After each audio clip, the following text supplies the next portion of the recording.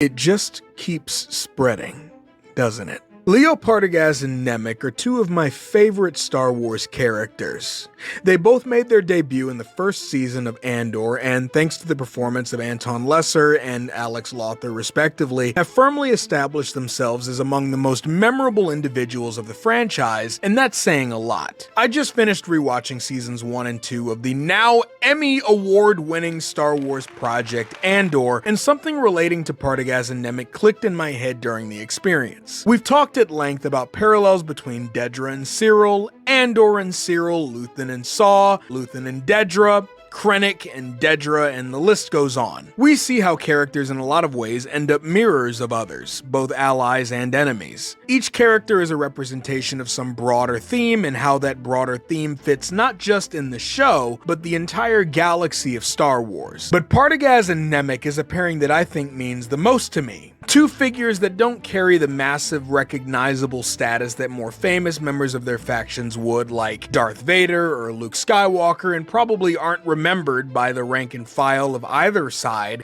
and yet represent and encapsulate everything their respective sides stand for. Before we dive in, I don't think there's necessarily a wrong answer to the question of who is the best representation of the Rebellion or the Empire. I think Cassian Andor, Luke Skywalker, even Han Solo could serve as solid examples of what it means to be the perfect rebel or having perfect spirit of the rebellion within them. Vice versa, I think Tarkin, Palpatine, and Vader, pre-redemption of course, are just as valid to choose as representatives of the Empire. Krennic's persona, the arrogant, heartless, self-preserving jerk, and the totalitarian void that is Tarkin, are both representations of the Empire. Damn good ones too. All I ask is that you stick with me a bit on the Nemik and Partagaz argument though. I think there's an angle here that not a lot of people have explored, and I think it's an interesting exercise and worth discussing. Let's get started, and I hope you guys enjoy.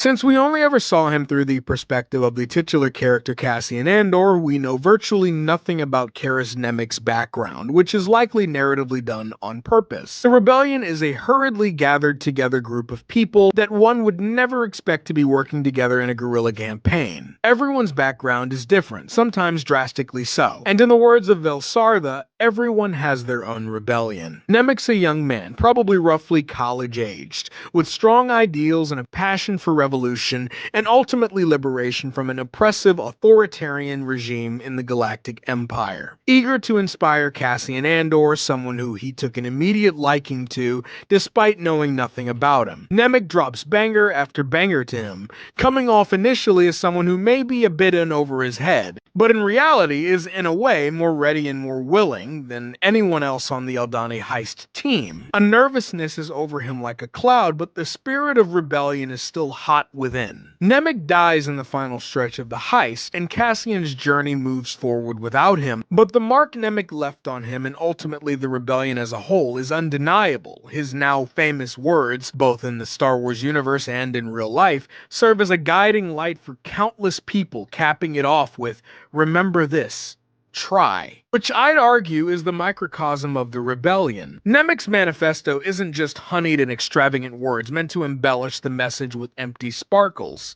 The rebellion lost countless times. In many cases, even their victories were incredibly costly, but that's what "remember this try" means. In the face of overwhelming odds and a bloodthirsty tyrant in Emperor Palpatine who is hell-bent on destroying you and your memory, you try. His words are the thesis of Andor, the thesis of Rogue One, and the thesis of Star Wars in general. Well-known rebel figures like Mon Mothma, Saw Gerrera, Leia Organa, and Luke Skywalker are undeniably vital to the success of the movement, but it's the lesser-known figures like Luthen Rael, and particularly Karis Nemik, that keep the goal in everyone's mind. The rebellion is a pure idea, like how Nemik calls freedom a pure idea. It occurs spontaneously and without instruction, meaning its birth is ugly and crude, often violent and indiscriminately chaotic. But the action itself is pure, not necessarily in a true good sort of way, but in a natural sort of way. Nemik is the ideological heart of the rebellion against the Empire. It is ultimately an anonymous individual whose passionate words defied the undefiable. Even as Nemik's body rests somewhere in the unknown reaches of the galaxy, with most of the rebellion's future heroes likely never knowing him or his contribution to their cause, his words echo and shake the very foundations of the Empire until the dam finally breaks and a hope for a better tomorrow rises from the ashes of Palpatine's regime.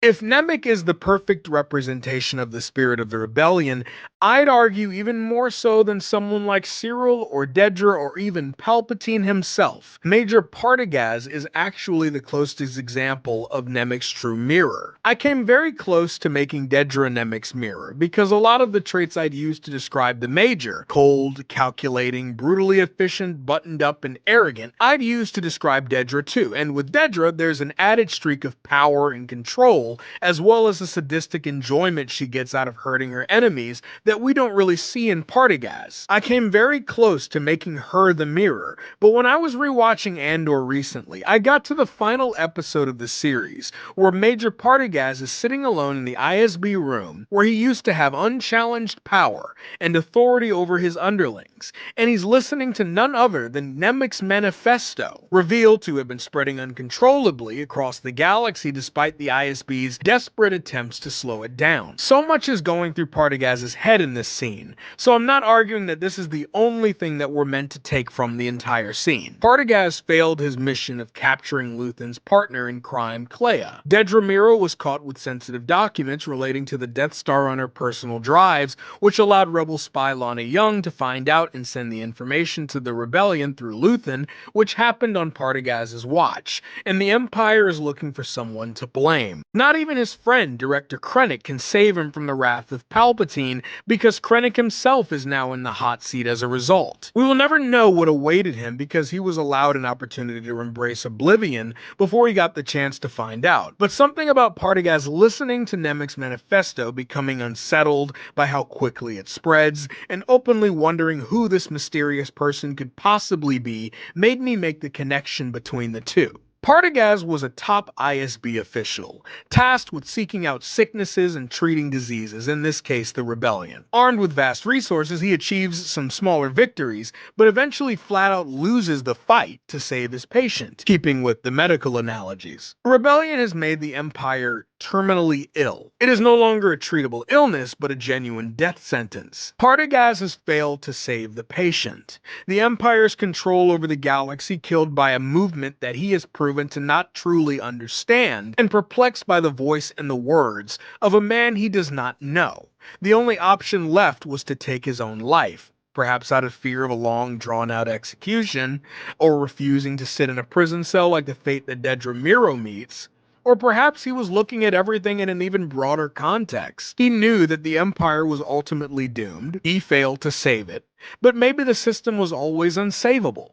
Maybe this government's strategy of fear and domination eventually proved unsustainable, that the chance to stop it from getting beyond the point of recovery had already come and gone, and no other Imperial saw that. Perhaps the agony of watching the slow death of this government that he dedicated his entire life to keeping strong and safe proved too much for him. Maybe it was all of the above. Nemik and Partagaz on the surface couldn't be more different. An idealist and a bureaucrat. A young man and an old man, and yet two men that fight battles in unconventional ways, with words and research rather than blasters and hand-to-hand combat skills, two that believe in their cause and die in the pursuit of their cause's success. Nemik and Partagaz's link isn't thanks to their similarities, it's more thanks to their extreme opposites. So different, so firmly on opposing ideological sides, that they can go their entire lives without ever having met each other. Two men that their factions will broadly never really remember, but who represent everything that those two factions are. How fitting that someone who takes pride in being in control and confident in the intel and the resources that he has at his disposal spends his final minutes alive listening to the words of a man who successfully helped inspire the galaxy to rise up without knowing who he is, where he's from, and if he's even still alive. This very brief interaction, this very brief indirect interaction between Nemik and Partagaz serve as a representation of the rebellion struggle against the Empire. An anonymous movement's words and actions manages to crack the illusion of control that the Empire enjoyed, leaving the Empire spiraling, wondering what went wrong and being unable to withstand the fallout. And that, in my mind, is the Empire's dynamic with the rebellion itself. And that is why the Partagaz-Nemik argument sits right with me. There's nothing wrong or incorrect about Tarkin being a representation of the Empire. I would in fact agree with you to an extent on it. Luke Skywalker, Cassian Andor, Nemik, all solid, correct choices for different reasons to be representatives for the rebellion. But Nemik, to me at least, represents the burning passion of the rebellion itself, and Partagaz represents the frantic desire to keep it in check. They say in our most vulnerable moments, people show others who they really are. And behind the Empire's oppression and terror, behind the arrogance and war crimes, it's fear. Fear of their own undoing. And that's what I saw in Partagaz. That's what Nemik's words and the rebellion's victories did to him. That is the rebellion and the Empire.